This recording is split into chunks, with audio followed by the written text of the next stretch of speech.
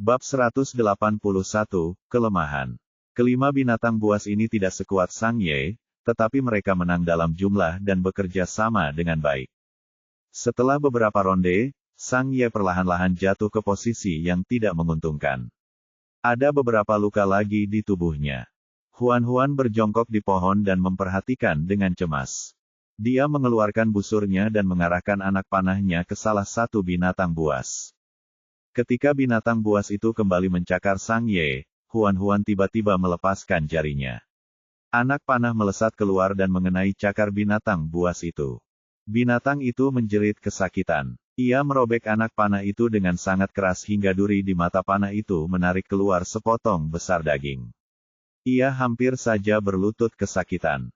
Suhunya sangat rendah, dan lukanya cepat membeku. Binatang buas itu membuang anak panah itu dan menerkam Huan dengan ganas, berniat untuk membalas dendam karena telah menembakkan anak panah kepadanya tadi. Huan segera memasang anak panah lain dan menembakkan anak panah kedua ke arah binatang buas yang menyerbu. Anak panah itu mengenai lutut binatang itu, dan binatang itu pun jatuh berlutut di salju. Karena pelajaran sebelumnya, binatang itu tidak berani mencabut anak panah itu lagi. Binatang itu hanya bisa berdiri dengan anak panah yang masih tertancap di lututnya dan menerkam Huan lagi. Ia harus menghancurkan wanita yang penuh kebencian ini hari ini. Binatang itu sangat cepat dan mencapai pohon itu dalam sekejap mata. Huan menembakkan anak panah ke arahnya satu demi satu, tetapi tidak ada yang berakibat fatal. Sebaliknya, anak panah itu benar-benar membuat marah binatang buas itu. Ia rela mengambil risiko dihujani anak panah untuk memanjat pohon dan membunuh Huan. Sang Ye menyadari bahwa Huan dalam bahaya dan berbalik untuk merayap ke arahnya tanpa ragu-ragu.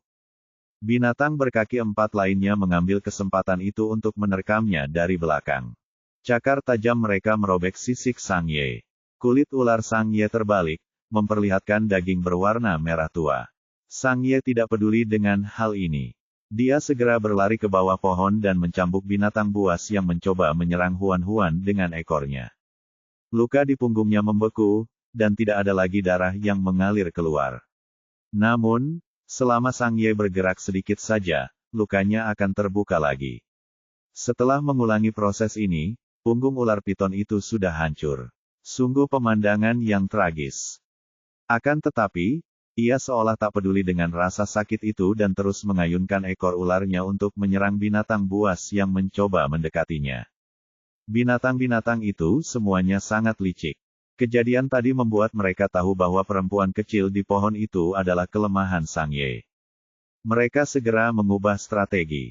3 binatang buas menahan Sang Ye sementara 2 lainnya menyerang si betina kecil. Itu tindakan yang tak tahu malu, tetapi berhasil. Ketika Huan dipaksa jatuh dari pohon oleh binatang buas, Sang Ye akhirnya meledak. Matanya yang awalnya gelap kini berubah menjadi merah, dan tubuhnya yang seperti ular menjadi beberapa kali lebih besar. Permukaan kulit ularnya ditutupi pola-pola merah gelap yang aneh. Garis keturunan iblis dalam tubuhnya telah terbangun. Pada saat yang sama, kekuatannya meningkat dari 4 bintang menjadi 8 bintang. Sang Ye membuka mulutnya yang berdarah dan menelan binatang buas yang menerkam Huan. Ini adalah pertama kalinya Huan melihat Sang Ye melahap makhluk hidup. Dia begitu ketakutan hingga dia membeku di tempat, tidak berani bergerak. Matanya terbelalak saat dia menatap Sang Ye dengan tak percaya. Setelah menelan satu, ular piton hitam itu masih merasa itu belum cukup. Ia menoleh untuk melihat keempat binatang lainnya. Matanya yang berwarna merah darah dipenuhi dengan kekejaman. Merasa ada yang tidak beres, binatang itu berbalik dan lari. Sayangnya, mereka terlambat. Sang Ye menyusul mereka. Tak seorang pun berhasil lolos dan semuanya ditelan ular piton itu. Setelah berhadapan dengan semua musuh, ular piton hitam itu berbalik dan merayap ke arah Huan. Dia menundukkan kepalanya, matanya yang berwarna merah darah menatap tajam ke arah Huan. Seakan-akan sedang memikirkan apakah gadis kecil di hadapannya itu lesat. Huan begitu ketakutan hingga dia hampir menangis. Sang Ye, ini aku. Aku Huan. Apa kau tidak mengenaliku? Ular piton itu menjulurkan lidahnya yang merah, melilitkannya di leher Huan, dan mengangkatnya. Lehernya dililit erat, dan dia tidak bisa bernapas. Dia mengulurkan tangan dengan susah payah dan memeluk kepala ular piton itu. Dia berteriak, "Sang Ye, bangun." Melihat air mata mengalir di wajahnya, mata ular piton itu berbinar. Dia mendapatkan kembali sebagian akal sehatnya dan melepaskan Huan-Huan. Ular piton itu mundur selangkah dan berkata kesakitan, "Jangan mendekat. Aku tidak bisa mengendalikan diriku sekarang." Namun, Huan-Huan mengabaikan halangannya dan bergegas memeluk tubuh ular besar itu. Dia menempelkan pipinya ke tubuh ular Sang Ye dan menyemangatinya. "Sang Ye, kamu harus bertahan. Bahkan jika itu untukku, jangan biarkan dirimu dikendalikan oleh garis keturunan iblis mutan." Ular piton itu menatap ular betina kecil yang memeluknya erat. Berbagai macam emosi bergejolak di hatinya. "Aku akan menyakitimu." "Tidak akan. Aku percaya padamu." Mungkin nada bicara Huan-Huan terlalu yakin, atau mungkin dia terlalu penting bagi Sang Ye, bahkan jika dia melukai dirinya sendiri, dia tidak mau menyentuhnya sama sekali. Pada akhirnya, dia benar-benar menekan garis keturunan iblis. Kemerahan di matanya berangsur-angsur memudar, dan tubuh ularnya kembali ke ukuran normalnya. Namun, luka di punggungnya masih sangat parah. Hati Huan-Huan terasa sakit saat melihatnya. Tepat saat dia akan menggunakan darahnya untuk menyembuhkannya, dia tiba-tiba mendengar suara pelan di belakangnya. "Sang Ye." Huan-Huan segera berbalik dan melihat ke arah suara itu. Dia melihat seekor ular kobra besar tidak jauh dari situ. Ukurannya hampir sama dengan Sang Ye. Kulit ularnya yang berwarna merah tua ditutupi pola emas samar. Dia tampak sangat cerdas dan berbahaya. Orang ini juga iblis. Sang Ye segera melindungi Huan-Huan di belakangnya dan menatap ular itu dengan waspada tanpa mengucapkan sepatah kata pun. "Aku sudah lama mencarimu. Akhirnya aku bisa bertemu denganmu." Raja Kobra itu bergerak mendekat, matanya yang keemasan sedikit menyipit. "Tapi kau sudah terlalu mengecewakanku. Kau jelas telah membangkitkan garis keturunan iblismu, tetapi kau malah menekannya pada akhirnya. Kupikir aku bahkan memberimu 5 binatang buas untuk dimakan." Huan-Huan segera mengerti bahwa binatang buas yang menyergap mereka dikirim oleh ular kobra raja ini. Orang ini pasti sedang berbuat jahat. Namun, dari nada suaranya, dia sepertinya mengenal Sang Ye. Huan-Huan menatap Sang Ye dengan bingung. Sang Ye terus menatap setiap gerakan ular kobra raja, terutama saat lawannya mendekat. Sang Ye segera menegangkan tubuh ularnya dan fokus. Jelas, dia sangat takut dengan lawan di depannya. Namun, ular kobra raja itu masih tampak tenang dan santai. "Mengapa kamu tidak mengatakan apapun?" Setelah waktu yang lama, Sang Ye berkata dengan kaku, "Paman." Huan-Huan membeku. Raja Kobra yang tampak sangat berbahaya di depannya ini sebenarnya adalah Paman Sang Ye. Raja Kobra menjawab dengan puas, "Ya, aku sangat lega kau masih mengingatku." Sang Ye menatapnya dengan waspada. "Mengapa kau bersusah payah mencariku? Kudengar kau telah membangkitkan garis keturunan iblis, jadi aku di sini untuk membawamu kembali ke ras iblis." Sang Ye menolak tanpa ragu. "Aku tidak akan pergi denganmu." "Kenapa?" "Karena kau telah membangkitkan garis keturunan iblis, kau adalah anggota ras iblis. Benua binatang buas bukan lagi tempat yang cocok untukmu tinggal. Ras iblis adalah rumah yang paling cocok untukmu. Berhentilah bersikap keras kepala dan kembalilah bersamaku." Bab 182, meninggalkan. Tidak peduli apapun yang dikatakan Raja Kobra, Sang Ye tidak tergerak dan bersikeras untuk tidak mengikutinya. Ular kobra itu menyipitkan matanya, tatapannya yang berbahaya tertuju pada perempuan kecil di belakang Sang Ye.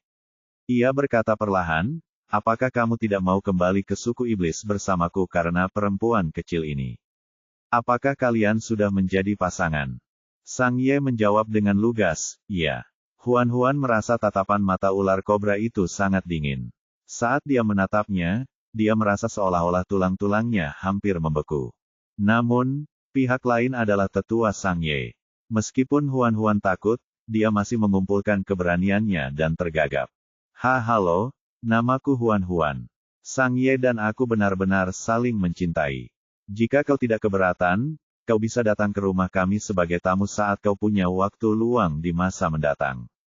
Kami akan sangat menyambutmu. Namun, ular kobra raja itu bertanya dengan muram, beraninya kau mengundang setan ke rumahmu? Apa kau tidak takut aku akan membunuh seluruh keluargamu? Kalian adalah keluarga Sang Ye, yang berarti kalian adalah keluargaku. Aku yakin kalian tidak akan bersikap kejam terhadap keluarga kalian sendiri. Itu belum tentu benar. Begitu dia selesai berbicara, ular kobra raja itu tiba-tiba melesat keluar bagaikan sambaran petir. Sang Ye segera menerkam ke depan untuk menghentikannya, tetapi ia terpental oleh ekor ular kobra raja itu. Ular piton itu jatuh terjerembab ke salju. Luka di punggungnya robek lagi, meneteskan darah. Saat dia berjuang untuk bangun, dia menyadari bahwa ular kobra raja telah menggulung Huan-Huan. Sang Ye berteriak, lepaskan dia. Lidah ular kobra itu menyapu wajah Huan-Huan saat dia berkata perlahan, betapa lezatnya seekor betina kecil. Kamu pasti sangat lesat. Organ-organ dalam Huan-Huan hampir tergeser oleh ekor ular itu. Dia pucat karena kesakitan dan hampir tidak bisa bernapas. Bunga teratai yang tadinya diam-diam bersemayam di kepalanya tiba-tiba tumbuh. Bunga itu terbuka dan menggigit ular kobra itu dengan ganas. Ular kobra raja tidak menghindar dan langsung menggigit dahan teratai. Taringnya yang tajam menusuk dahan itu, dan kelopak bunga teratai yang berwarna merah muda itu langsung berubah menjadi abu-abu pucat, seolah-olah akan layu setiap saat. Ular kobra itu lalu meludahkannya ke tanah. Teratai itu mencoba bangkit beberapa kali, tetapi tidak berhasil. Beberapa kelopaknya rontok, dan ia mengeluarkan suara lengkingan pelan. Bu! Sang Ye bergegas maju untuk menyelamatkannya, tetapi sebelum ia bisa menyentuh ular kobra raja, ia tersapu oleh hembusan angin tak terlihat dan terlempar lagi. Luka di punggung ular itu robek. Darah menetes ke salju, membentuk bercak-bercak. Raja Kobra mencibir. Lihat, ini adalah tubuh rapuh dari binatang biasa. Mereka dapat dengan mudah dihancurkan. Tubuh iblis lebih kuat, jadi cepatlah dan kembalilah ke suku iblis bersamaku. Aku akan membuatmu lebih kuat. Sang Ye berjuang untuk bangun. Karena kehilangan banyak darah, penglihatannya menjadi kabur. Hanya ada satu pikiran yang tersisa di benaknya. Dia harus menyelamatkan Huan-Huan. Ular piton itu menerkam ular kobra raja lagi, ekornya meninggalkan jejak darah di salju. Atribut jiwa binatang Raja Kobra adalah angin, dan kekuatannya jauh lebih tinggi dari Sang Ye. Di mata Raja Kobra, tindakan Sang Ye tidak berbeda dengan mencari kematian. Kobra itu berdiri terpaku di tanah tanpa bergerak, tetapi embusan angin membuat Sang Ye terbang lagi. Hal ini terjadi beberapa kali, dan tubuh ular piton itu hampir roboh. Mata Huan-Huan memerah karena sakit hati. Dia menahan rasa sakit dan berteriak, pergi. Tinggalkan aku sendiri. Namun, Sang Ye tidak dapat mendengar apapun lagi. Ia hanya tahu bahwa ia harus menerkam ular kobra raja itu lagi dan lagi. Ia ingin menyelamatkan ular betina kecil itu. Kesabaran ular kobra raja akhirnya habis. Ia berkata dengan tidak sabar, baiklah, jika kau bergerak lagi, aku akan membunuh betina kecil ini. Kata-kata ini menyentuh titik lemah Sang Ye. Akhirnya, ia mendapatkan kembali sedikit akal sehatnya dan berhenti. Ular kobra itu berkata, aku akan memberimu satu kesempatan terakhir. Kau harus kembali ke suku iblis bersamaku, atau aku akan membunuh pasanganmu sekarang. Tidak ada pilihan ketiga. Pilih saja. Sang Ye tidak menjawab untuk waktu yang lama. Dia tidak ingin kembali ke suku iblis atau melihat Huan-Huan mati. Jangan coba-coba mengulur waktu. Aku hitung sampai 3. Kalau kamu masih tidak mau memilih, aku akan membunuhnya. Ular kobra itu mengerahkan sedikit tenaga lagi. Huan-Huan langsung merasa tulang rusuknya hampir patah. Dia menggertakkan giginya dan menolak berteriak. Jejak darah menetes di sudut mulutnya. 1, 2. Melihat Huan-Huan hendak dicekik oleh ular kobra, Sang Ye akhirnya tidak tahan lagi dan membuat pilihan terakhirnya. Aku akan kembali bersamamu. Jangan sakiti dia. Raja Kobra melihat betapa patuhnya Sang Ye sekarang dan berkata dengan puas, bagus sekali. Ini akan menjadi pilihan paling cerdas yang kau buat dalam hidupmu. Sang Ye berkata dengan cemas, lepaskan dia. Ular kobra raja menundukkan kepalanya dan menatap ular betina yang sekarat itu. Suaranya rendah dan dingin. Kau betina yang sangat imut. Jika aku 20 tahun lebih muda, aku mungkin akan menyukaimu juga. Huan merasa bernapas pun menyakitkan. Dia menahan rasa sakitnya dan memohon dengan lemah, jangan bawa Sang Ye pergi. Dia tidak seharusnya berada di benua binatang. Aku akan membawanya kembali ke suku iblis demi kebaikannya sendiri. Jika kamu benar-benar mencintainya, kamu harus melepaskannya. Ular kobra itu dengan lembut menurunkannya ke salju. Tetaplah di sini dan tunggu teman-temanmu menyelamatkanmu. Mengenai Sang Ye, lupakan dia. Itu akan menjadi pilihan terbaik untukmu. Sang Ye telah menatap tindakan ular kobra itu. Melihat bahwa dia memang telah melepaskan Huan, hatinya yang menggantung akhirnya tenang. Ular kobra raja itu menoleh ke arahnya. Ayo pergi. 20 binatang buas berwarna putih keabu-abuan muncul entah dari mana dan berdiri rapi di belakang ular kobra raja. Jelaslah binatang-binatang ini bersembunyi di dekat situ.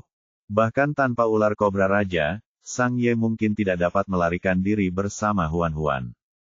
Huan mengulurkan tangannya dengan susah payah. Sang Ye menatapnya untuk terakhir kalinya, matanya yang gelap dipenuhi dengan keengganan. Akan tetapi, betapapun enggannya dia tetap harus pergi bersama ular kobra raja itu. Sang Ye terluka dan tidak bisa bergerak. Binatang buas itu menyeret lempengan datar dan melubanginya dengan cakar mereka. Mereka memasukkan tanaman merambat ke dalam lubang dan membuat kereta luncur sederhana. Ujung tanaman merambat lainnya diikatkan di leher 4 binatang. Ular piton itu tergeletak di atas lempengan itu sementara binatang buas itu menyeretnya. Ular kobra raja menoleh ke arah Huan. Namaku Han Ying. Jika kita punya kesempatan di masa depan, kita mungkin akan bertemu lagi. Dengan itu, dia menyelinap pergi tanpa menoleh ke belakang. Belasan binatang lainnya mengikutinya. Tak lama kemudian, mereka pun pergi. Teratai itu berjuang untuk bangkit dan bergerak ke sisi Huan. Kelopak bunganya terus berguguran setiap kali ia bergerak. Mama, bab 183, pengejaran. Huan menahan rasa sakit dan bangkit dengan gemetar di atas salju. Dia menggigit jarinya dan meneteskan darahnya ke bunga teratai. Bunga teratai yang hampir layu segera mendapatkan kembali vitalitasnya dengan kecepatan yang terlihat, dan kelopaknya yang berwarna putih keabu-abuan berubah menjadi merah muda pucat lagi. Little Lotus mengusap jari-jari Huan yang terluka, dan suaranya terdengar seperti sedang menangis. Bu! Huan menyentuhnya. Jangan menangis. Sang Ye dibawa pergi, tetapi jejak yang ditinggalkan kereta luncur itu masih ada. Jika mereka mengikuti jejak itu, mereka seharusnya bisa mengejar Sang Ye.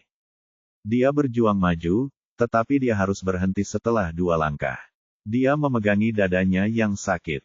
Paru-parunya terasa terbakar. Dia membungkuk dan batuk sampai paru-parunya sakit. Dia terlalu lambat sekarang. Sebelum dia bisa mengejar Sang Ye, jalan setapak di tanah sudah tertutup salju.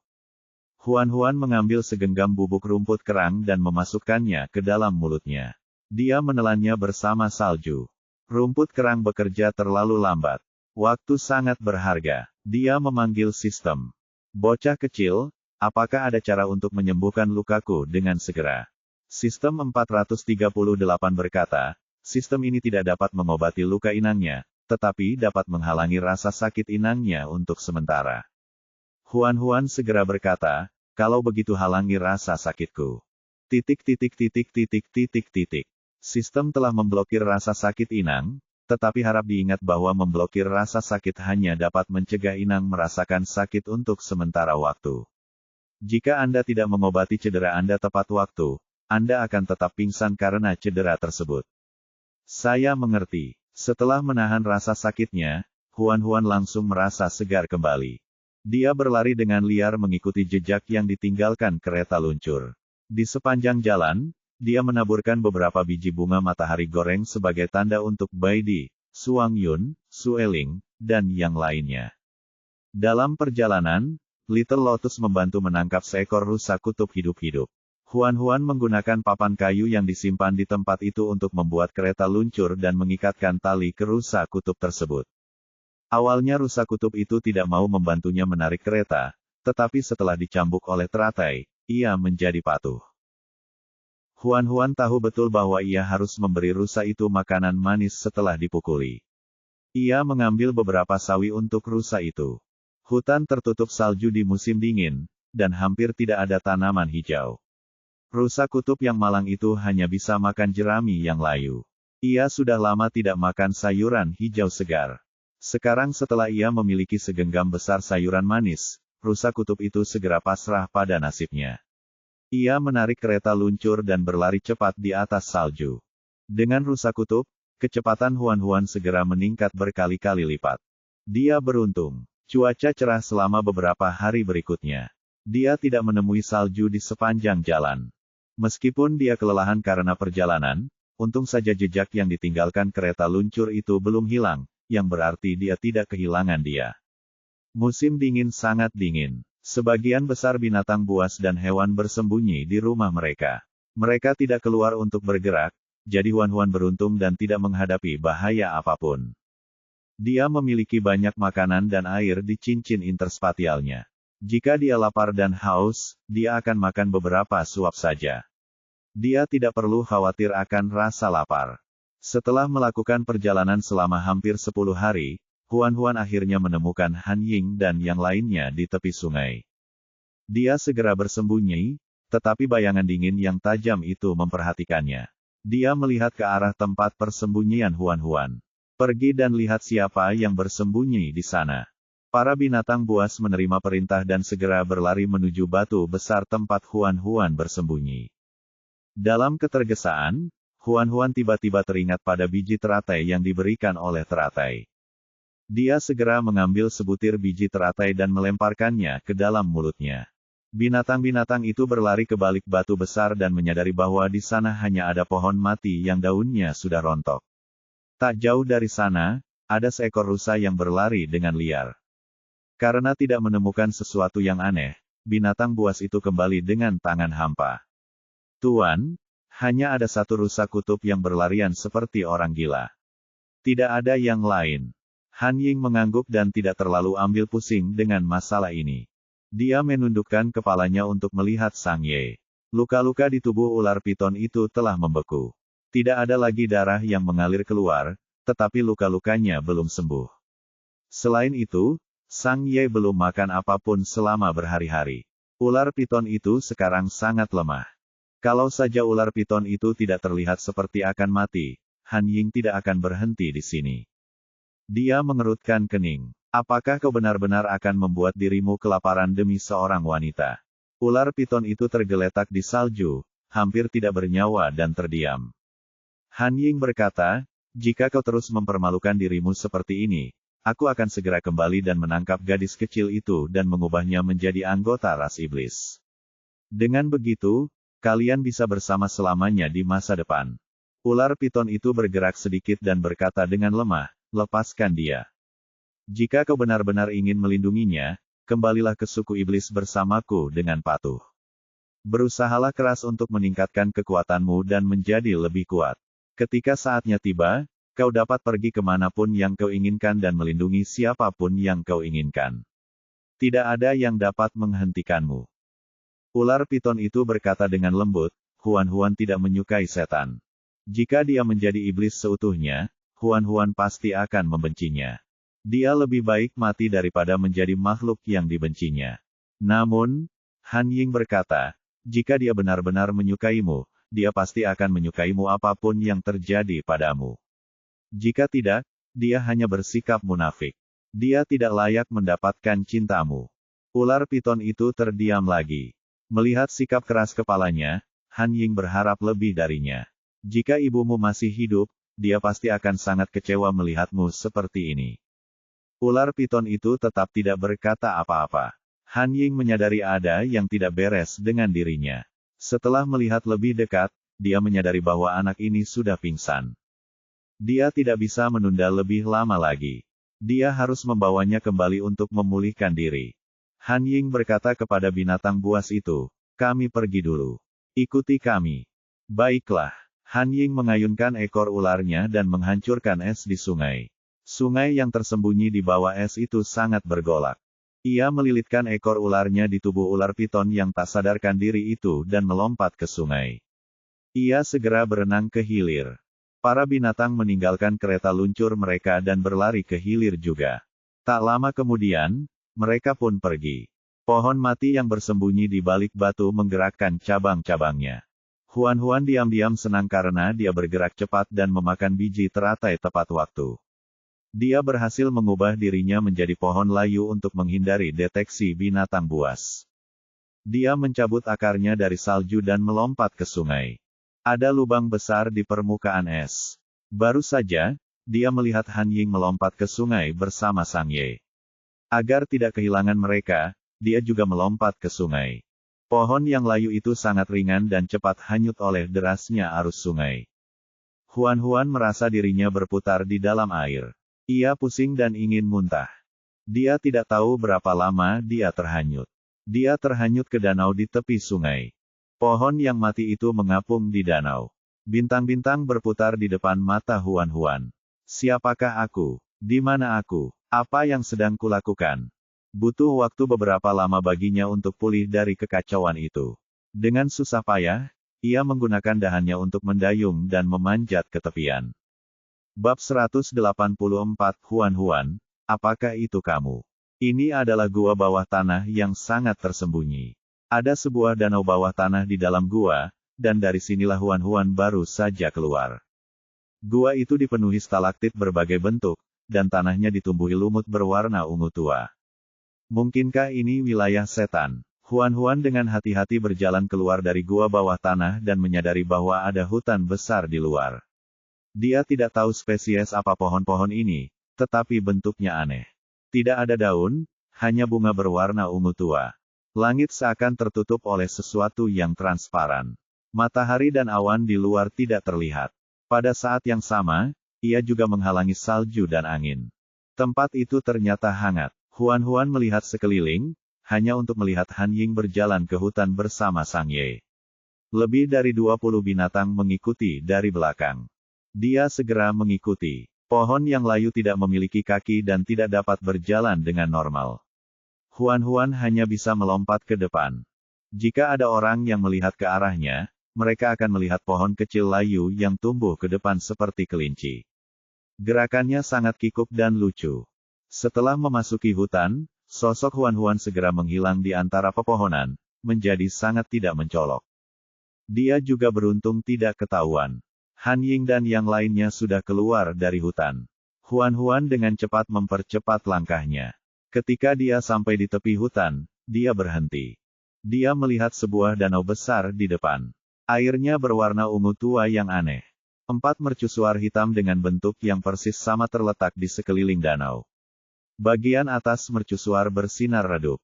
Makhluk aneh yang tampak seperti ubur-ubur sedang mengambang di atas danau. Tubuhnya bersinar dengan cahaya ungu samar. Itu terlalu besar. Tampaknya menutupi seluruh danau dan hutan. Ternyata benda transparan yang menutupi langit adalah tubuhnya.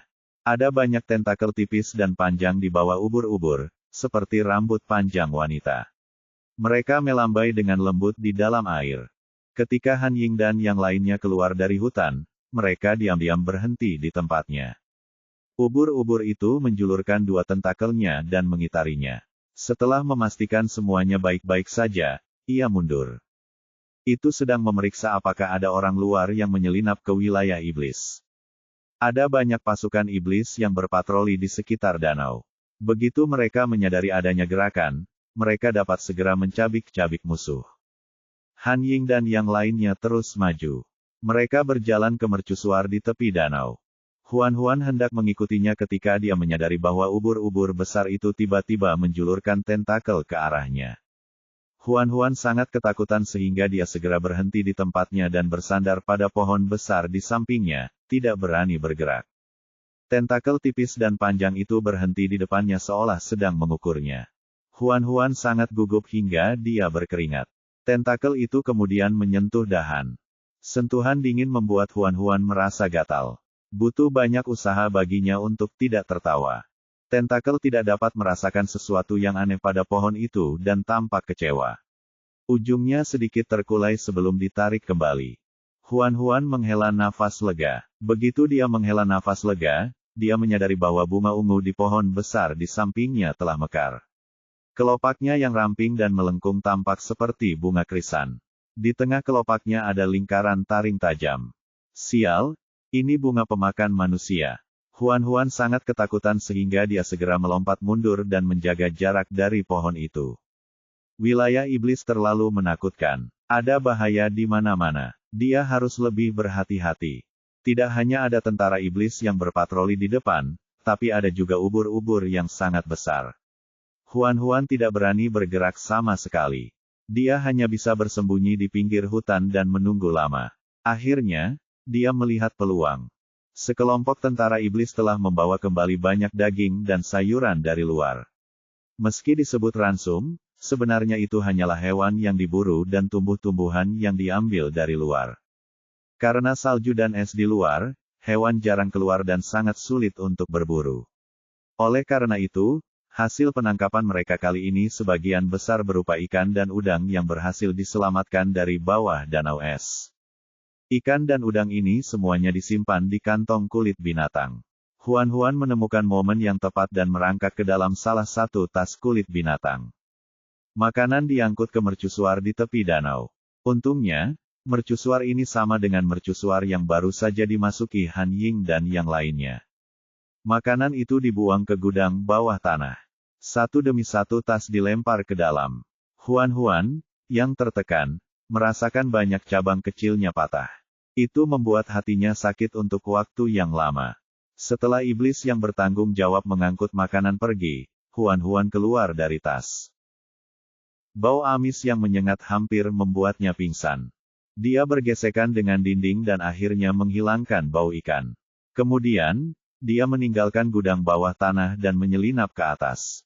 Untuk mengurangi keributan, dia berbaring tengkurap dan menggunakan dahan untuk menaiki tangga spiral. Mercusuar itu sangat tinggi dengan lebih dari 30 lantai. Huan-Huan memanjat dengan tangan dan lututnya. Akhirnya, ketika dia sangat lelah hingga hampir pingsan, dia menemukan Sang Ye di ruangan terkunci. Saat ini, Sang Ye masih belum sadarkan diri. Jendelanya terbuka, tapi ada jeruji besi. Untungnya, pohon kecil yang diubah menjadi Huan-Huan lebih ramping. Dengan beberapa putaran, dia menerobos celah di jeruji. Jelas sekali bahwa Han Ying sangat menghargai keponakan ini. Kamar yang dia atur untuknya sangat luas. Ada tempat tidur, meja, lemari, dan kursi. Huan-Huan bahkan melihat vas besar di sudut dengan beberapa bunga mekar.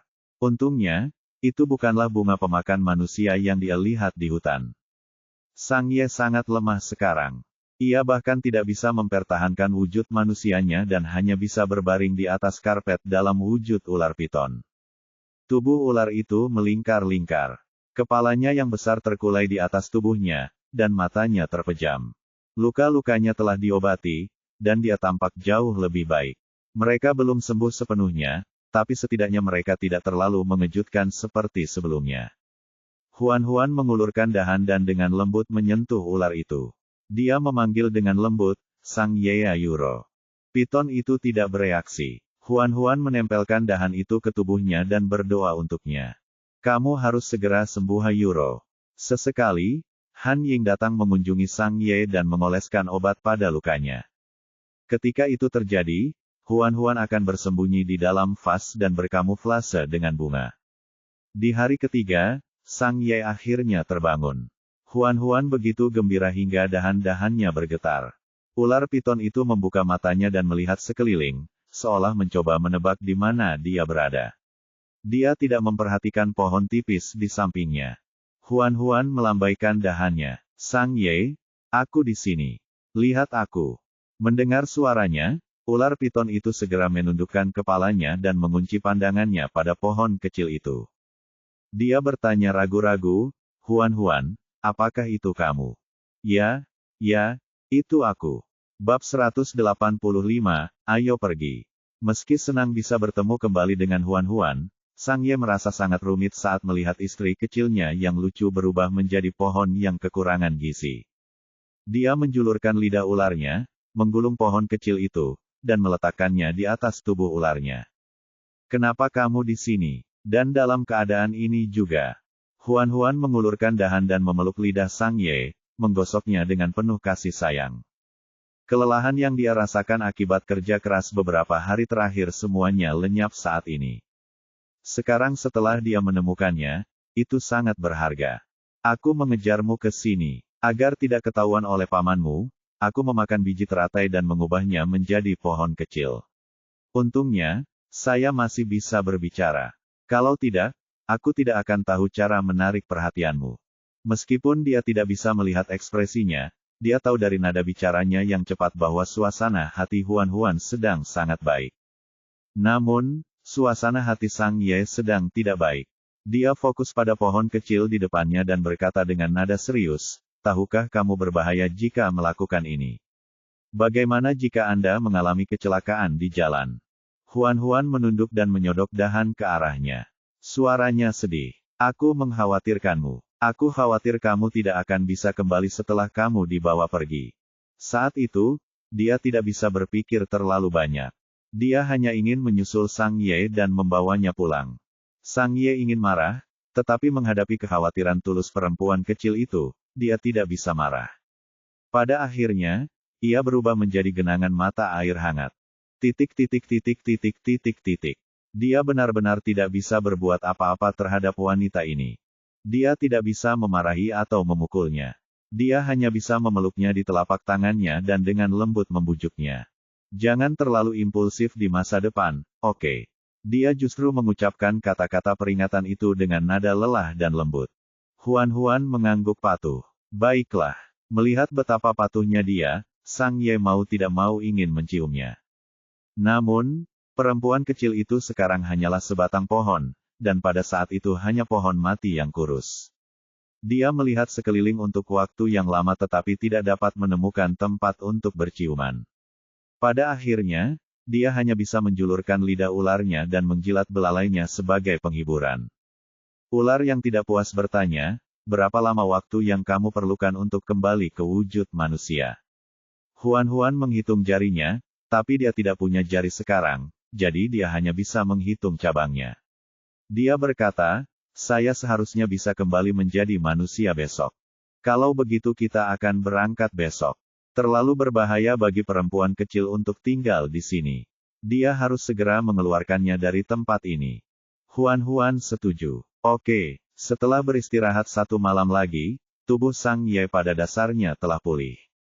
Dia berubah menjadi bentuk manusianya, dan tubuh telanjangnya terlihat di depan Huan. Meskipun dia sudah sering melihatnya seperti ini, Huan tetap merasa malu. Dia mengguncang dahannya. "Cepat pakai bajumu." Sang Ye dengan santai menarik jubah ke tubuhnya. Dia duduk bersila di atas karpet dan menatap pohon kecil di depannya. "Kenapa kamu belum kembali menjadi manusia?" Orang ini tidak mengenakan pakaiannya dengan benar. Jubahnya dengan santai menutupi punggungnya, memperlihatkan otot dada dan perutnya yang indah. Bahkan benda besar di antara kedua kakinya bisa terlihat dengan jelas. Orang ini tidak mengenakan pakaiannya dengan benar. Jubahnya dengan santai menutupi punggungnya, memperlihatkan otot dada dan perutnya yang indah. Bahkan benda besar di antara kedua kakinya bisa terlihat dengan jelas. Dia berkata dengan samar, "Saya rasa, sebentar lagi. Apakah kamu akan mengenakan pakaian saat kembali ke wujud manusia?" Huan berpikir sejenak. "Aku mengenakan pakaian saat aku berubah menjadi pohon, jadi aku harus mengenakan pakaian saat aku kembali menjadi manusia." Oke, dia terdengar sedikit kecewa. Huan menanyainya, "Apakah kamu benar-benar ingin aku telanjang setelah kembali menjadi manusia?" "Ya," Sang Ye mengakui dengan jujur. "Kamu terlihat cantik telanjang. Aku tidak bisa bosan denganmu." Huan. Dia mengatakannya tanpa basa-basi sehingga dia tidak bisa menuduhnya melakukan apapun. Sang Ye menyentuh dahan dan berkata sambil berpikir, "Aku ingin tahu apakah kamu masih merasakan sensasi itu setelah menjadi tanaman." "Sensasi apa?" "Sensasi saat kawin." Sang Ye terdiam dan tiba-tiba teringat. "Saya ingat tumbuhan kawin dengan serbuk sari, bukan? Bisakah kamu mekar?" Petik 2,2. Huan menolak menjawab pertanyaan itu. Efek dari biji teratai akhirnya hilang. Pohon kecil itu kembali menjadi manusia. Sebelum Huan bisa menenangkan diri, Sang Ye mengangkatnya dan menggendongnya. Bibirnya tersumbat, dan ujung lidah Sang Ye masuk ke mulutnya. Saat ciuman berakhir, ritme pernapasan mereka sedikit tidak menentu. Sang Ye mundur sedikit. Dia melihat ke bawah dan melihat bibirnya sedikit bengkak karena ciuman itu. Bibir merahnya seperti buah beri merah yang matang. Rasanya penuh dan berair, membuatnya ingin menggigitnya. Dia dengan lembut membelai kulit lembut pinggangnya. Bagaimana kalau kita pergi sekarang? Ya, wajah Huan memerah. Apakah kamu ingin aku memakan biji teratai lagi dan mengubahnya menjadi tanaman? Tidak akan mudah bagiku untuk ketahuan jika aku melakukan itu. Tentu, tapi jangan berubah menjadi pohon yang layu lagi. Itu tidak akan terlihat bagus. Huan tidak bisa menahan tawa. Lalu kamu ingin aku menjadi apa? Berubah menjadi bunga yang kecil. Saya bisa memegangnya di tangan saya. Huan memakan biji teratai dan mengubahnya menjadi bunga bakung. Bunga putih kecil mekar di bagian atas batang yang panjang. Sang Ye memegang bunga bakung di telapak tangannya dan dengan lembut membelai kelopaknya. Tidak buruk, kelihatannya jauh lebih baik dari pohon sebelumnya. Sekarang setelah dia menjadi sekuntum bunga, dia menyadari bahwa kelopaknya sangat sensitif terhadap sentuhan. Mereka setara dengan bagian tubuh manusia tertentu. Saat Sang Ye menyentuh kelopak bunganya, seolah-olah dia sedang menyentuh bagian pribadinya. Perasaan ini sungguh sangat aneh. Huan hanya bisa berbisik, berhenti menyentuhku. Oke, Sang Ye dengan patuh berhenti, lalu menundukkan kepala dan mencium benang sarinya. Rasa malu yang luar biasa melanda dirinya, dan dia hampir menjadi gila. Jika dia bisa berubah warna seperti kopiah, dia akan berubah dari bunga putih kecil menjadi bunga merah besar. Huan tidak bisa menghindarinya, jadi dia hanya bisa memohon dengan lembut, jangan seperti ini. Dia merasa sudah cukup digoda. Jika Sang Ye melanjutkan, dia mungkin akan meledak. Sang Ye tahu kapan harus berhenti dan akhirnya melepaskan bunga bakung yang menyedihkan itu. Dia berpakaian dan memeluk Huan. Ayo pergi. Sang Ye baru saja sampai di pintu ketika dia mendengar langkah kaki di luar. Dia tidak bisa menahan diri untuk berhenti. Saat berikutnya, pintu dibuka dari luar dan Han Ying masuk. Dia dalam bentuk manusia sekarang. Dia tinggi, ramping, dan sangat tampan. Dia mengenakan jubah hitam yang terbuat dari sutra hiu. Rambut emas panjangnya sedikit melengkung, dan mata hitamnya sangat mirip dengan mata Sang Ye. Kamu akan keluar, Sang Ye berkata dengan santai, saya berencana untuk berjalan-jalan. Han Ying memandangnya dari atas ke bawah. Melihat dia terlihat baik, dia sedikit mengangguk. Sepertinya kamu sudah pulih dengan baik. Sang Ye tidak berkata apa-apa. Han Ying tidak terlalu memikirkan sikap dinginnya dan berkata dengan santai, bolehkah aku masuk? Aku ingin membicarakan sesuatu denganmu. Sang Ye tidak punya pilihan selain berbalik dan membiarkan Han Ying masuk ke kamar. Bab 186, Penerus. Bunga bakung muncul dari pakaian Sang Ye. Mengapa Han Ying ada di sini saat ini? Rencana pelarian mereka terhenti. Sang Ye menyentuh kelopak bunganya dan memasukkannya kembali ke dalam pakaiannya. Kemudian, dia berbalik dan melihat Han Ying berdiri di depan vas. Han Ying bertanya, saya ingat ada cabang kering di sini sebelumnya. Kenapa hilang? Sang Ye berkata dengan acuh tak acuh, itu terlalu jelek. Aku membuangnya. Han Ying mengangguk. Itu memang sangat jelek. Seharusnya aku membuangnya sejak lama. Huan, yang bersembunyi di balik pakaian Sang Ye, terdiam. Seperti yang diharapkan dari paman kandungnya. Mereka berdua adalah orang-orang yang dangkal. Han Ying tidak lagi memperhatikan pohon yang layu itu. Dia memusatkan perhatiannya pada Sang Ye lagi dan berkata dengan lega, terakhir kali aku melihatmu, kamu hanyalah seekor anak harimau yang bahkan tidak memiliki wujud manusia. Aku tidak menyangka kamu akan tumbuh begitu besar dalam sekejap mata. Namun, Sang Ye sama sekali tidak terlihat senang. Dia hanya pernah melihat Han Ying sekali sebelumnya. Pria inilah yang menghancurkan keluarganya dan menjadikannya yatim piatu. Ingatan itu terlalu tragis. Dia tidak pernah ingin memikirkan hal itu lagi. Sang Ye berkata tanpa ekspresi, katakan saja apa yang ingin kamu katakan. Melihat dia kedinginan, Han Ying tidak keberatan. Sebelum ibumu meninggal, Dia memerintahkanku untuk membawamu kembali ke iblis jika garis keturunan iblis di dalam dirimu terbangun di masa depan. Sang Ye tidak berkata apa-apa. Han Ying melanjutkan, saya tahu Anda masih memikirkan perempuan kecil itu dan tidak ingin tinggal di suku tersebut, tetapi ini adalah tempat teraman bagi Anda saat ini. Anda hanya perlu tinggal di sini sehingga Anda tidak harus menghadapi pengejaran kuil. Sang Ye tiba-tiba bertanya, apakah kamu kenal Ma King? Han Ying berkata, apa? Ma King lah yang menstimulasi garis keturunan iblis di tubuhku saat itu. Sang Ye menatapnya dengan mantap. Ma King menjebakku dan memaksaku meninggalkan kuil. Saya pikir dia melakukannya untuk posisi imam besar, tetapi jika hanya itu, mengapa dia membangunkan garis keturunan iblis saya? Itu tidak akan ada gunanya baginya.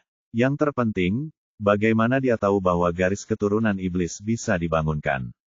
Siapa yang memberitahunya? Giliran Han Ying yang terdiam. Tatapan Sang Ye dingin. Satu-satunya orang yang tahu cara membangkitkan garis keturunan iblis adalah iblis itu sendiri. Tapi kenapa kamu memberitahu Ma King informasi penting seperti itu? Apakah karena kalian bekerja sama satu sama lain? Han Ying, Ma King sudah mati, tapi kamu pasti punya banyak pion yang disembunyikan di kuil di sampingnya, kan? Apa yang kamu rencanakan? Han Ying tiba-tiba tersenyum. Jika kamu ingin tahu, tinggallah. Bergabunglah dengan pasukan iblis dan jadilah salah satu dari kami. Aku akan memberitahumu semua yang aku tahu. Bagaimana jika aku tidak mau?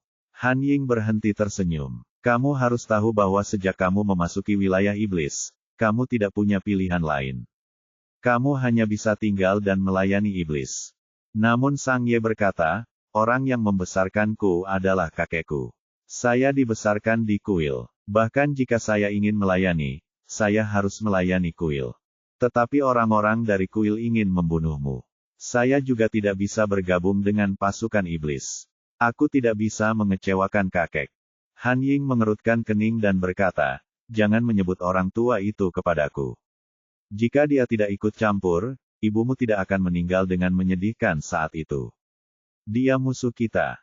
Mendengar hal ini, Sang Ye langsung tutup mulut, namun dia tidak setuju dengan pamannya. Meskipun dia masih sangat muda ketika ibunya meninggal, dia telah menyelidiki kebenarannya selama bertahun-tahun. Dia secara bertahap mempelajari beberapa hal. Kematian ibunya memang ada hubungannya dengan kuil, tapi pada akhirnya, yang benar-benar mendorongnya ke kutukan abadi adalah para iblis. Melihat Sang Ye masih acuh tak acuh, jelas dia tidak mengambil hati apa yang dia katakan. Han Ying tidak puas, tapi dia tidak terus membicarakan topik ini. Dia berkata, Anda memiliki kualifikasi yang bagus. Dengan sedikit pemolesan, Anda bisa menjadi jenderal yang hebat. Di masa depan, ketika saya sudah tua, Anda dapat mengambil alih dari saya dan menjadi komandan baru Legiun Iblis. Saya tidak tertarik memimpin pasukan ke medan perang. Anda harus mencari orang lain untuk menjadi penerus Anda. Sang Ye langsung menolaknya. Kamu satu-satunya keluargaku di dunia. Anda satu-satunya penerus yang cocok. Saya tidak akan merasa nyaman jika itu orang lain. Tidak peduli bagaimana Han Ying mencoba membujuknya, Sang Ye menolak untuk tinggal dan bekerja untuk ras iblis. Negosiasi terhenti. Han Ying berkata, saya akan memberi Anda 1 hari lagi untuk memikirkannya. Jika kamu tidak bisa memberiku jawaban yang memuaskan besok, aku harus menggunakan metode yang sulit padamu. Setelah dia pergi, Huan merangkak keluar dari sakunya dan mengangkat bunga putihnya untuk melihat Sang Ye. Apakah kita masih bisa pergi? Sang Ye menyentuh kelopaknya. Tentu saja kita harus pergi. Akan baik-baik saja jika dia sendirian. Tidak peduli apa yang pamannya lakukan padanya. Tapi perempuan kecil itu juga ada di sini. Dia harus mengeluarkannya dari tempat berbahaya ini bagaimanapun caranya. Huan ingin bertanya kepada Sang Ye tentang ibunya, tapi yang terpenting sekarang adalah meninggalkan tempat ini. Sedangkan sisanya, dia bisa menunggu sampai mereka sampai di rumah. Bagaimanapun, mereka masih punya banyak waktu. Tidak perlu terburu-buru. Sang Ye berjalan keluar dengan membawa bunga bakung, tetapi dia menyadari bahwa pintunya terkunci dari luar dan tidak dapat dibuka. Bunga bakung keluar dari bajunya lagi dan berkata, kamu bisa keluar jendela. Ada jeruji di jendela, tapi itu bukan apa-apa bagi Sang Ye. Dia memaksa jeruji terbuka dan keluar dengan mulus. Sang Ye segera turun ke bawah sambil mendengarkan Huan-Huan menggambarkan medan di luar. Awalnya, ketika dia mendengar Huan-Huan menjelaskan betapa besarnya ubur-ubur itu, dia sedikit skeptis. Namun ketika dia keluar dari mercusuar dan melihat ubur-ubur besar dengan matanya sendiri, dia menyadari bahwa uraian Huan-Huan tidak berlebihan sama sekali. Ubur-ubur ini terlalu besar. Ubur-ubur besar itu seperti monitor yang memantau seluruh wilayah iblis. Saat Sang Ye muncul, ia langsung menyadarinya. Tentakelnya yang panjang dan tipis terbentang di depan Sang Ye, ingin memeriksa identitasnya. Sang Ye berdiri di tempatnya dan membiarkannya menyelidiki. Tentara patroli terus berjalan melewatinya, tapi tidak ada yang peduli dengan Sang Ye. Ubur-ubur besar merasakan aura setan pada Sang Ye. Dia seharusnya iblis, tapi auranya terlalu lemah. Ini berarti dia bukanlah iblis berdarah murni. Ada banyak iblis yang tidak berdarah murni, tapi pria di depan itu spesial. Ubur-ubur besar itu ingat bahwa dia dibawa kembali oleh Han Ying. Dikatakan bahwa dia adalah keponakan Han Ying. Tentakel itu mengelilingi Sang Ye dan ditarik kembali setelah memastikan bahwa tidak ada yang aneh. Ini harus menjadi akhir dari pemeriksaan. Sang Ye hendak berjalan ke dalam hutan ketika dia dihentikan oleh binatang iblis jantan yang berlari dari arah lain. Tuan Sang Ye, harap tunggu. Bab 187, melupakan air. Sang Ye tidak punya pilihan selain berhenti dan melihat binatang jantan yang berlari di depannya. Dia berkata dengan acuh tak acuh, siapa kamu? Nama saya Fei Jue. Tuan Han Ying mengirim saya untuk melayani Anda. Saya tidak perlu dilayani. Kembali. Fei Jue keras kepala. Saya harus menyelesaikan instruksi guru Han Ying. Tolong jangan mengejar saya kembali. Sang Ye memutuskan untuk mengabaikannya dan berbalik untuk pergi. Tapi Fei Jue terus mengikutinya. Kemanapun dia pergi, Fei Jue mengikutinya. Dia tidak bisa menghilangkannya. Bagaimana Sang Ye bisa meninggalkan tempat sialan ini dengan tenang? Sang Ye kesal dan ingin mencambuk orang ini dengan ekornya.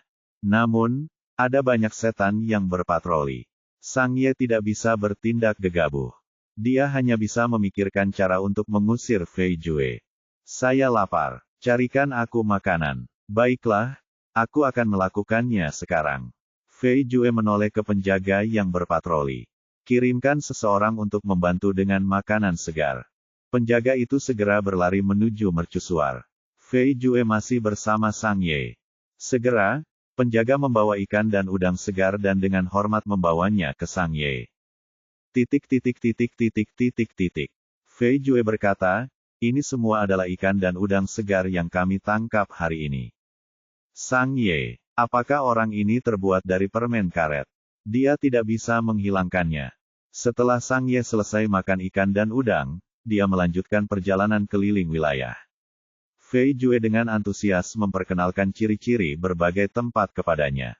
Saat langit berangsur-angsur menjadi gelap, ubur-ubur besar di danau menjadi semakin terang, dan tubuhnya yang tembus cahaya berkedip-kedip. Fei Jue berkata, ini sudah larut. Silakan segera kembali. Tuan Han Ying akan datang untuk makan malam bersamamu malam ini. Sang Ye tidak ingin kembali sama sekali. Dia mulai berjalan menuju hutan. Fei Jue segera mengikuti. Hutan sangat berbahaya di malam hari. Sebaiknya jangan masuk meskipun kamu seorang iblis. Anda harus segera kembali. Han Ying akan marah jika dia tidak melihatmu. Sang Ye bahkan tidak repot-repot melihatnya. Dia mempercepat langkahnya dan berjalan menuju hutan. Hari ini adalah hari terakhirnya di sini. Dia harus pergi. Melihat dia tidak bisa menghentikan Sang Ye, Fei Jue hanya bisa meminta bantuan dari tentara yang berpatroli di sekitarnya. Bantu aku menghentikan Tuan Sang Ye. Para prajurit yang berpatroli berhenti. Seseorang yang mengenal Fei Jue bertanya, ada apa?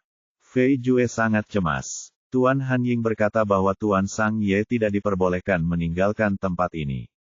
Hentikan dia. Begitu mereka mendengar perintah guru Han Ying, tentara patroli segera bergerak untuk menghentikan Sang Ye. Sang Ye memandang mereka tanpa ekspresi dan berkata dengan dingin, aku hanya ingin berjalan-jalan, bukan pergi. Jangan membuat keributan. Minggir. Fei Jue dengan cepat berkata, pintu keluarnya tidak jauh setelah kamu keluar dari hutan. Begitu dia mengatakannya, dia menyesalinya. Bagaimana dia bisa mengatakan sesuatu yang begitu penting? Dia bertemu dengan tatapan dingin Sang Ye dan berkata dengan rasa bersalah, tidak ada apapun yang bisa dilihat di hutan kecuali beberapa pohon. Kamu harus kembali bersamaku. Sang Ye melihat sekeliling. Dia dikelilingi oleh setan bersenjata lengkap. Jika dia melawan mereka secara langsung, peluangnya untuk menang hampir nihil. Namun jika dia menyerah, dia akan menyia-nyiakan kesempatan terakhirnya. Ketika dia kembali, Han Ying pasti akan mengawasinya lebih dekat. Akan lebih sulit baginya untuk pergi di masa depan. Setelah mempertimbangkan pro dan kontra, Sang Ye akhirnya mengambil keputusan. Aku akan kembali. Fei Jue sangat senang. Kamu akhirnya memikirkannya dengan matang. Itu bagus. Melihat Sang Ye bersiap untuk kembali, tentara patroli berpencar dan berhenti untuk mengelilinginya. Tapi saat ini, Sang Ye tiba-tiba berbalik dan bergegas ke hutan secepat kilat. Ekspresi Fei Jue berubah. Tidak, kembali. Saat Sang Ye bergegas ke hutan, dia merasakan ada yang tidak beres. Pepohonan yang tadinya sepi tiba-tiba tampak hidup dan secara sadar mendekatinya. Jalan yang awalnya sepi itu terhalang pepohonan. Bunga berwarna ungu tua bermekaran, mengeluarkan wangi yang dapat mematikan saraf. Taring di tengah bunga itu bersinar dengan cahaya dingin.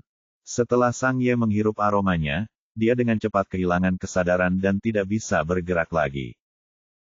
Melihat dirinya akan menjadi makanan bagi bunga pemakan manusia, Huan merasa cemas. Saat dia hendak bergegas keluar dan memblokir Sang Ye, dia melihat sosok familiar bergegas ke dalam hutan. Itu adalah Han Ying. Begitu dia muncul, bunga pemakan manusia merasakan bahaya dan berbalik menerkam Raja Kobra. Han Ying mengangkat tangannya, dan angin membentuk bilah tajam yang merobek bunga pemakan manusia yang mengerikan itu menjadi beberapa bagian. Seolah-olah mereka hidup, bunga pemakan manusia itu menjerit nyaring. Pepohonan ketakutan dan buru-buru mundur, memberi jalan. Han Ying mendekati Sang Ye dan memandangnya. Dia bertanya dengan suara rendah, saya memberi Anda 1 hari untuk mempertimbangkannya. Inikah cara Anda memilih untuk memberikan jawaban? Sang Ye terbaring di tanah, wajahnya pucat. Sial, dia jelas masih sadar, jadi kenapa dia tidak bisa bergerak? Han Ying berkata, saya sangat kecewa padamu. Sang Ye dibawa kembali ke mercusuar oleh Han Ying. Jendelanya masih pecah. Han Ying tidak berniat memperbaikinya. Dia memandang Sang Ye, yang sedang berbaring di tempat tidur. Aku tahu kamu ngotot meninggalkan tempat ini demi temanmu. Aku juga hewan jantan. Aku paham kalau hewan jantan tidak bisa meninggalkan pasangannya terlalu lama. Lagi pula, kamu terikat kontrak pasangan.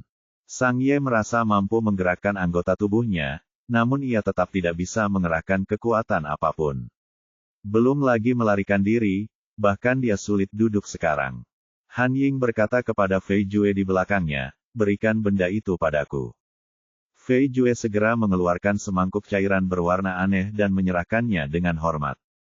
Han Ying mengambil mangkuk itu dan membawanya ke mulut Sang Ye. Ini merupakan air. Setelah Anda meminumnya, Anda dapat mengakhiri kontrak pernikahan dengan wanita tersebut. Mulai sekarang, kamu akan bebas. Huan yang bersembunyi di balik pakaian Sang Ye langsung kaget saat mendengarnya. Mengapa Han Ying lupa air? Melihat Han Ying ingin memaksa Sang Ye meminum air kelupaan, dia perlahan mencoba melepaskan pakaian Sang Ye untuk menghentikannya. Namun, Sang Ye sepertinya tahu apa yang dipikirkannya.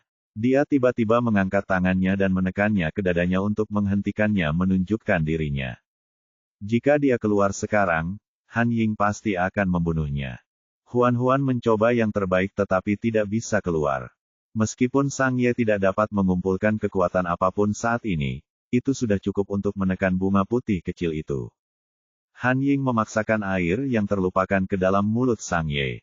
Sang Ye mencoba memuntahkan air kelupaan, namun gagal. Han Ying menatapnya dengan dingin. Jangan melawan. Lupakan dia. Ini akan menjadi rumah masa depan Anda. Aku satu-satunya keluargamu. Aku tidak akan menyakitimu. Air lupa dengan cepat mulai berpengaruh. Sang Ye merasa pusing, dan kesadarannya terus menurun. Bab 188, Kehilangan Memori. Saat Sang Ye bangun, itu adalah hari berikutnya. Dia merasa hampa, seolah dia telah melupakan sesuatu yang penting. Dia mencoba mencari ingatannya, tapi dia tidak dapat mengingat apa yang telah dia lupakan. Fei Jue telah menjaga sisinya. Saat dia melihat Sang Ye sudah bangun, dia segera berlari keluar untuk memberi tahu Han Ying. Huan mengambil kesempatan itu untuk merangkak keluar dari pakaian Sang Ye. Dia mencoba mengangkat bunga itu dan melihat wajah Sang Ye dipenuhi kebingungan. Jantungnya berdebar kencang. Mungkinkah air yang terlupakan benar-benar berfungsi? Huan bertanya dengan gugup, Sang Ye, apakah kamu ingat aku? Sang Ye merasa sedikit terkejut ketika dia tiba-tiba mendengar seseorang memanggil namanya. Dia melihat ke arah suara itu dan melihat sekuntum bunga putih di dadanya. Apakah bunga juga bisa bicara? Sang Ye menatapnya. Siapa kamu? Hati Huan mencelos. Dia memang sudah melupakannya. Huan menolak menyerah. Aku Huan, temanmu. Apakah kamu tidak ingat apapun? Sang Ye dengan tenang menatap bunga putih kecil di depannya. Mengapa saya harus menikahi sekuntum bunga? Bolehkah sekuntum bunga menikah dengan binatang? Huan, bagaimana dia bisa menjawab pertanyaan itu? Pintu terbuka dari luar, dan Han Ying masuk. Huan dengan cepat menyusut kembali ke dalam pakaian Sang Ye. Fei Jue berdiri di depan pintu dan menutupnya dengan lembut. Han Ying mendekati Sang Ye dan mengukurnya.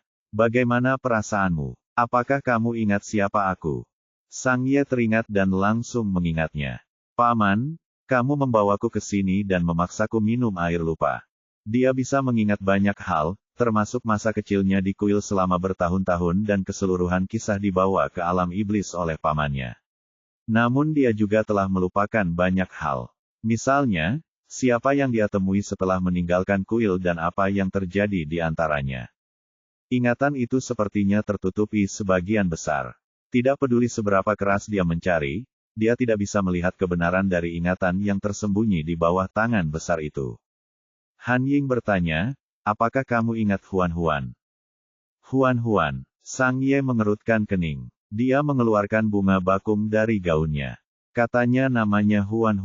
Ini pasti bunga yang kamu bicarakan, kan? Setelah bulan November sekarang V 3 lb in CO per meter. Tubuh Huan menegang. Dia tidak berani bergerak. Dia sudah mengutuk Sang Ye sampai mati di dalam hatinya. Tatapan Han Ying tertuju pada bunga bakung. Dia bertanya dengan penuh arti, dia bisa berbicara. Sang Ye setuju. Han Ying berkata, kalau begitu biarkan dia mengatakan hal lain. Sang Ye melambaikan bunga bakung. Katakan padaku apa yang baru saja kamu katakan lagi. Huan terus berpura-pura mati dan tidak berkata apa-apa. Mereka menunggu lama sekali, namun bunga putih kecil itu tidak berbicara. Tidak ada bedanya dengan bunga-bunga liar yang bermekaran di pinggir jalan di luar. Sang Ye tidak berdaya. Ia menolak untuk berbicara. Han Ying memandang Sang Ye dengan kasih sayang terhadap seorang anak yang mengalami keterbelakangan mental dan menghiburnya dengan lembut. Tidak apa-apa. Jika Anda lebih sering berkomunikasi dengannya, dia mungkin akan berbicara lagi dengan Anda di masa mendatang. Ya, itu harus dilakukan untuk saat ini. Han Ying bertanya, apakah kamu merasa ada yang salah denganmu? Sang Ye berpikir sejenak. Saya merasa seperti saya telah melupakan sesuatu yang penting. Kamu hanya merasa itu penting. Ini tidak sepenting yang Anda pikirkan. Tidak masalah jika kamu melupakannya. Oke, istirahatlah dengan baik. Aku akan mengunjungimu lagi saat aku senggang. Han Ying menepuk pundaknya dan berbalik untuk meninggalkan ruangan. Fei Jue yang berada di luar rumah membantu menutup pintu. Han Ying mengambil beberapa langkah, lalu berkata pada Fei Jue, kemarilah. Fei Jue segera berlari mendekat dan berkata dengan hormat, apa yang bisa saya bantu, Tuan? Saat kamu pergi mengambil air lupa kemarin, apakah penyihir Tao Wei mengatakan sesuatu yang aneh padamu? Fei Jue bingung. Seperti, misalnya, apakah ada efek samping dari meminum air lupa? Akankah seseorang menjadi bodoh setelah meminumnya? Tidak, Fei Jue berhenti sejenak dan bertanya dengan hati-hati, apakah ada yang salah dengan air yang terlupakan? Han Ying mengerutkan kening dan berkata, Sang Ye sebenarnya mengatakan bahwa bunga adalah Huan-Huan, dan dia bahkan mengatakan bahwa bunga itu dapat berbicara. Apakah dia sudah gila karena meminum obatnya? Fei Jue ragu-ragu. Mungkin itu hanya kebingungan ingatan sementara.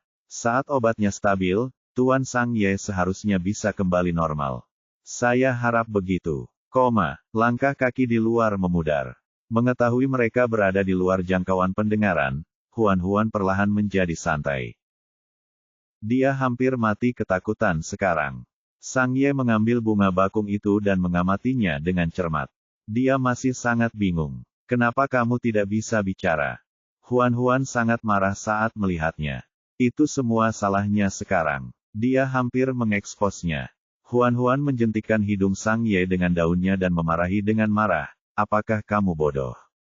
Kamu benar-benar menjual habis rekan satu timmu. Mata Sang Ye berbinar saat mendengarnya berbicara lagi.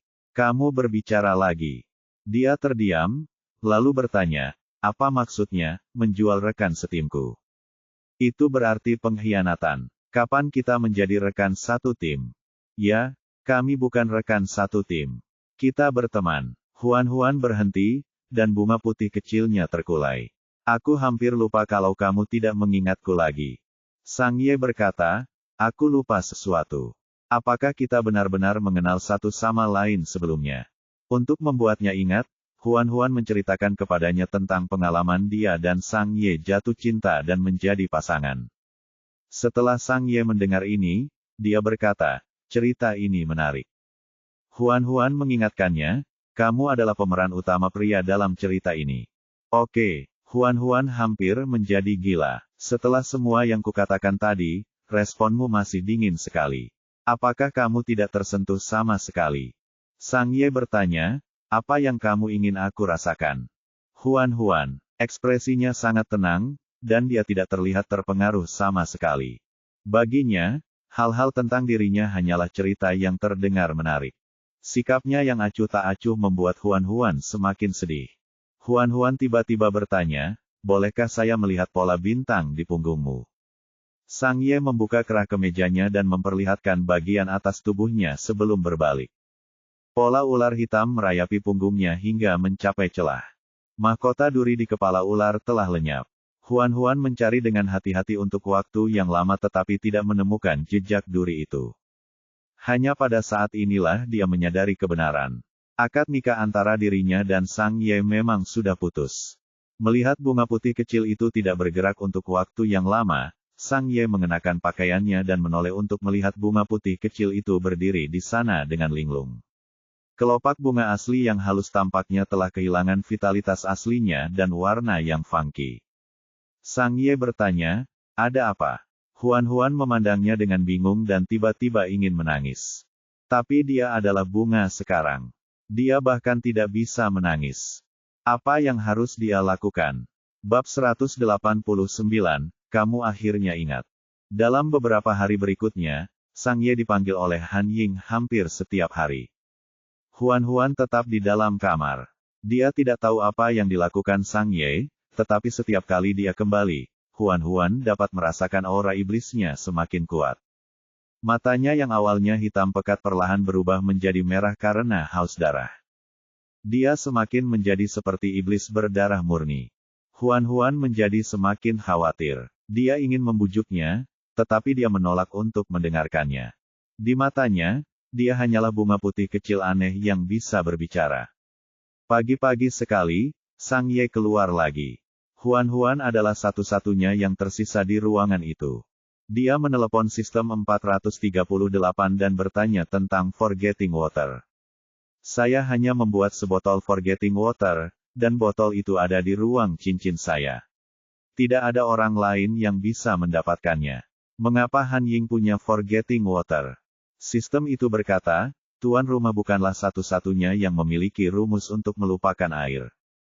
Huan-Huan tercengang. Apa maksudmu? Sudah kubilang sebelumnya bahwa ini adalah cabang ilmu alkimia. Resep dan buku panduan di tanganmu ditulis oleh seorang ahli alkimia. Dengan kata lain, Jika para ahli ini masih hidup, atau jika mereka memiliki keturunan dan murid, mereka pasti memiliki formula untuk melupakan air juga. Huan sangat tertekan. Lalu apa yang harus aku lakukan sekarang? Sistem 438 mengira bahwa dia khawatir tentang keselamatannya, jadi sistem itu menenangkannya. Tuan rumah, jangan khawatir. Selama Anda dalam bahaya, sistem akan secara otomatis memicu program perlindungan darurat. Sistem itu pasti akan melindungi Anda. Huan menggelengkan kepalanya. Aku khawatir tentang Sang Ye. Dia tidak mengingatku sekarang. Dia tidak akan percaya apapun yang kukatakan. Jika kamu hanya ingin dia mengingatmu, ada caranya. Mata Huan berbinar. Apa yang ada dalam pikiranmu? Meskipun Forgetting Water telah menghapus kontrak pasangan, cincin kontraktual masih ada di jari Sang Ye. Tuan rumah dapat menggunakan cincin kontraktual untuk membuat Sang Ye mengingat semuanya. Apa yang harus saya lakukan? Pertama, kamu harus kembali ke wujud manusia. Huan menghitung waktunya. Sudah hampir waktunya sebelum efek benih teratai berakhir. Dia berkata dengan yakin, malam ini aku akan bisa kembali ke wujud manusia. Namun, sistem 438 berkata, Tuan rumah, Anda masih terluka. Saya tidak merasakan sakit lagi sekarang. Saya seharusnya baik-baik saja. Sistem ini menghalangi rasa sakitmu. Tentu saja, kamu tidak merasakan sakit sekarang. Huan berkata perlahan, tidak apa-apa. Aku akan mengoleskan obat ke tubuhku nanti. Sistem 438 tidak dapat berbuat apa-apa. Ia hanya dapat berkata, setelah kau kembali ke wujud manusia, oleskan darahmu pada cincin Sang Ye dan kaitkan jarimu dengan jari miliknya. Lalu, ucapkan mantra. Huan mencatat semuanya. Hari mulai gelap, Sang Ye akhirnya kembali. Tubuhnya berbau darah. Dia menanggalkan pakaiannya dan membilas kotorannya dengan air dingin. Kemudian dia mengulurkan tangan dan menyentuh bunga dafodil. Mengapa kamu tidak mengatakan apapun hari ini? Biasanya, begitu dia masuk, bunga putih kecil itu akan mengomel padanya tanpa henti, memberitahunya untuk tidak terlalu mempercayai Han Ying. Sang Ye sebenarnya tidak mempercayai pamannya, Han Ying. Namun, ia tidak perlu khawatir sekarang. Bagaimanapun, kemanapun ia pergi, keadaannya sama saja. Ia mungkin lebih baik tinggal di wilayah iblis untuk menghabiskan waktu. Kini ia bertelanjang dada, memperlihatkan otot-ototnya yang indah.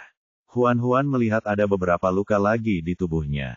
Pola ular hitam di punggungnya juga menjadi lebih ganas. Hanya dengan melihatnya saja sudah membuatnya menggigil. Huan tak kuasa menahan diri untuk berkata, cepat dan oleskan obatnya. Sang Ye duduk di tempat tidur.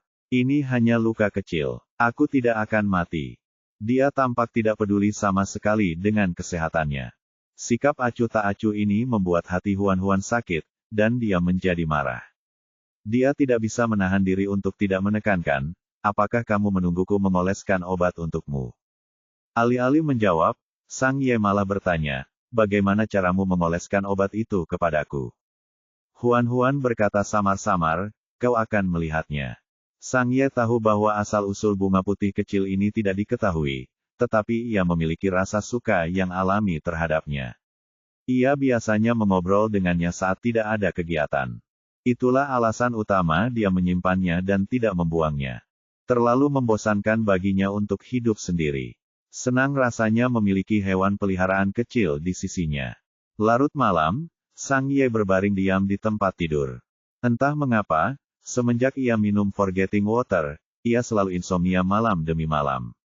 Setiap kali ia menutup matanya, bayangan-bayangan yang sudah dikenalnya akan muncul di depannya. Bayangan-bayangan itu terus bergoyang maju mundur, dan jantungnya tanpa sadar berdebar-debar bersama bayangan-bayangan itu.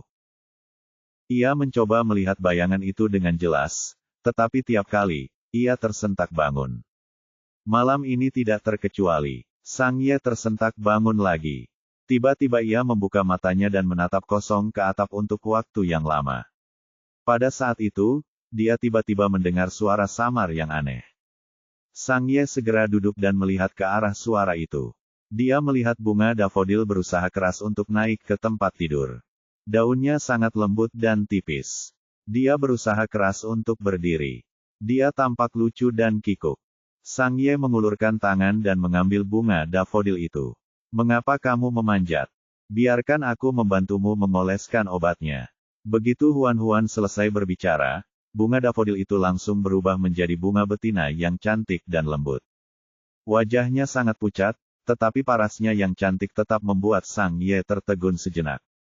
Dia belum pernah melihat wanita secantik itu, tidak, dia pernah melihatnya sebelumnya. Kapan dan di mana saya melihatnya? Sang Ye tidak dapat mengingatnya. Saat dia tertegun, Huan mengambil kesempatan untuk segera memegang tangan kanannya. Dia menggigit jarinya dan mengolesi darah pada cincin itu. Kemudian, dia mengaitkan jarinya dengan jari-jarinya. Kedua cincin itu berdekatan. Sang Ye bereaksi dan mencoba melepaskan tangannya, tetapi dia menyadari bahwa dia telah kehilangan kendali atas tangan kanannya dan tidak dapat menggerakkannya. Jantungnya berdebar kencang saat dia bertanya dengan dingin, "Apa yang kau lakukan padaku?"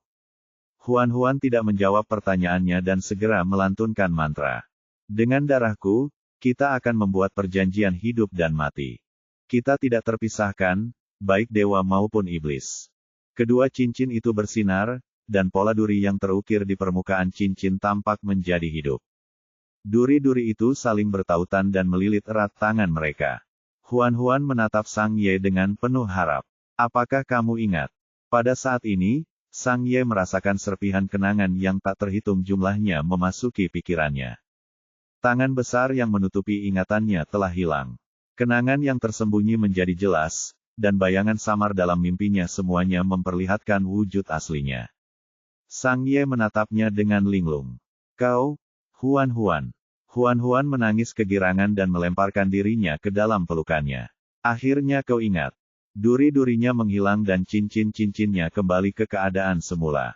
Alarm sistem tiba-tiba berdering di telinga Huan. "Peringatan, peringatan. Tubuh Inang terluka parah. Kesehatan Anda di bawah normal. Sistem akan secara otomatis menarik kembali pelindung rasa sakit. Mohon segera dapatkan perawatan."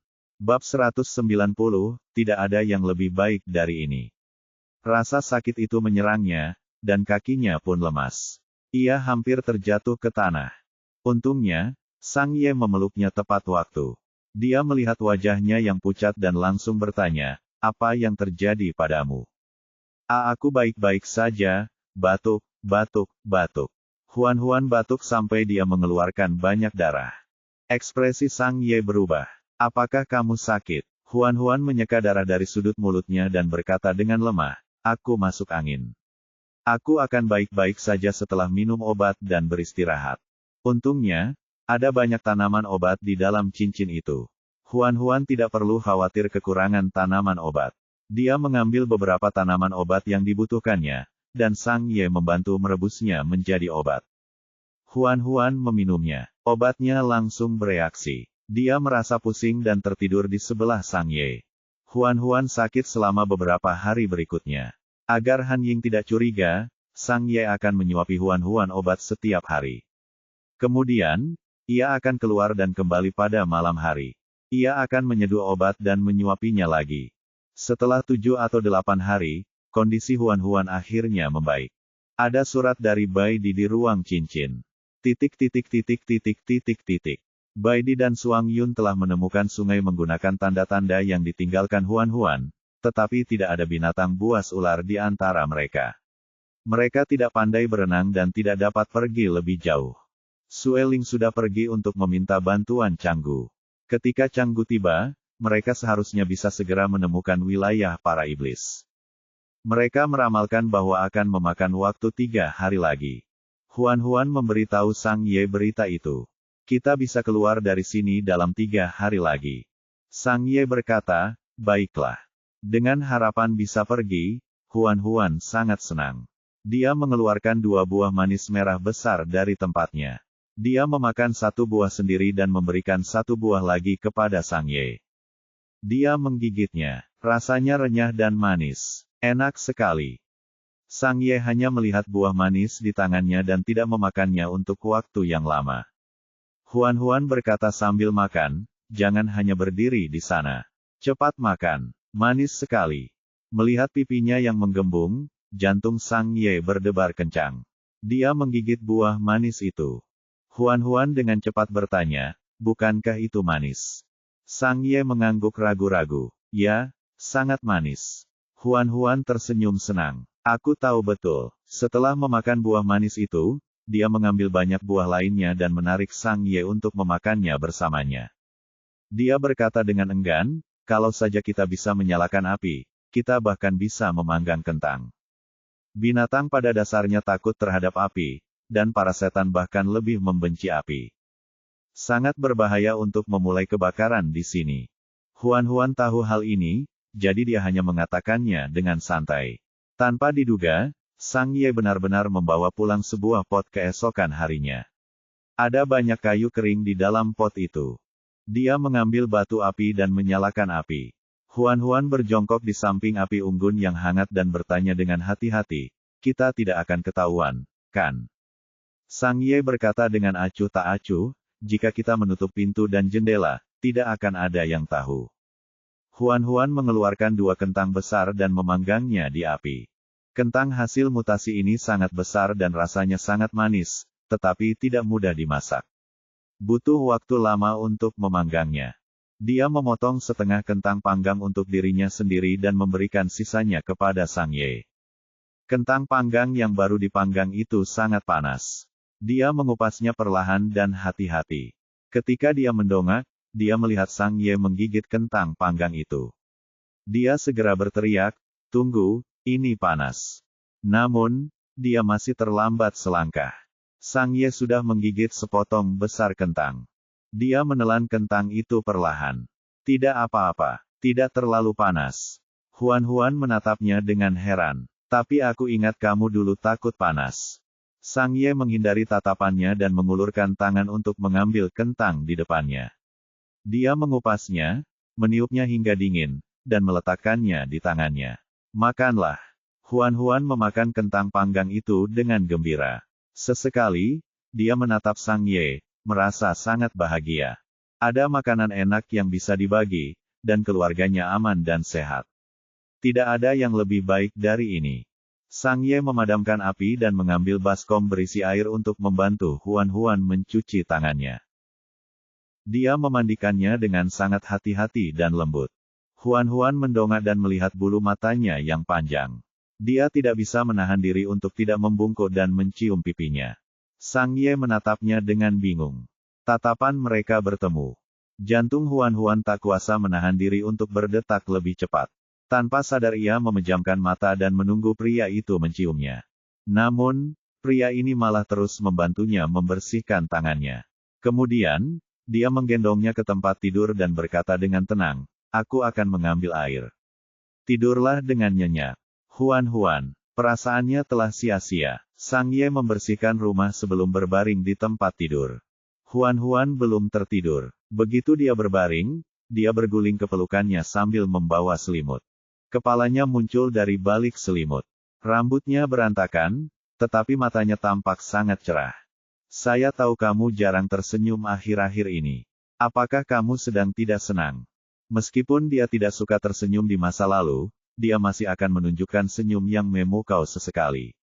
Namun, sejak dia minum Forgetting Water, dia tidak tersenyum lagi. Ekspresinya bahkan tidak berubah sedikit pun. Jika wajahnya tidak terasa normal, Huan akan bertanya-tanya apakah dia mengalami kelumpuhan wajah. Sang Ye memeluknya dan berkata dengan tenang, aku tidak sedih. Lalu mengapa kamu tidak tersenyum?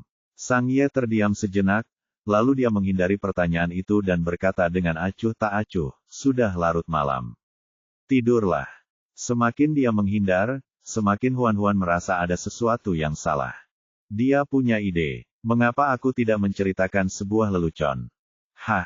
Sebuah batu beradu dengan kentang, lalu batu itu menendang kentang tersebut ke laut. Hahaha, lucu ya. Sang Ye, melihatnya bersikap acuh tak acuh, Huan terbatuk canggung. Lelucon ini cukup payah. Biar ku ceritakan satu lagi. Di masa lalu, sepasang binatang jatuh cinta, tetapi keluarga binatang jantan terluka. Ia akan membalaskan dendam keluarganya. Sebelum pergi, Ia bersumpah dengan binatang betina dan memberinya kristal sebagai tanda. Ia berjanji untuk bertemu dengan binatang betina di hari yang sama 3 tahun kemudian. Saat itu, kristal akan menjadi hadiah pertunangan. Setelah 3 tahun, si betina masih menunggu binatang jantan, tetapi ia tidak pernah datang. Ia sangat sedih sehingga ia melemparkan kristal itu ke laut dan menikahi orang lain. Namun, binatang jantan juga menunggu si betina, tetapi si betina salah memahami tanggal dan lokasi, sehingga menjadi penyesalan yang pasti akan berlangsung selamanya. Binatang jantan patah hati. Setelah beberapa tahun, binatang jantan pergi memancing. Coba tebak apa yang ia tangkap. Kisahnya cukup menyentuh. Sang Ye asyik mendengarkannya. Ia menggelengkan kepala, menandakan bahwa ia tidak bisa menebak. Huan menepuk tempat tidur dan tertawa. Dia menangkap kentang. Hahaha. Dia tertawa sampai air matanya hampir jatuh, tetapi Sang Ye masih tanpa ekspresi. Huan menyeka air matanya dan bertanya, "Tidakkah menurutmu ini lucu?" Sang Ye ragu-ragu. "Haruskah aku tertawa?"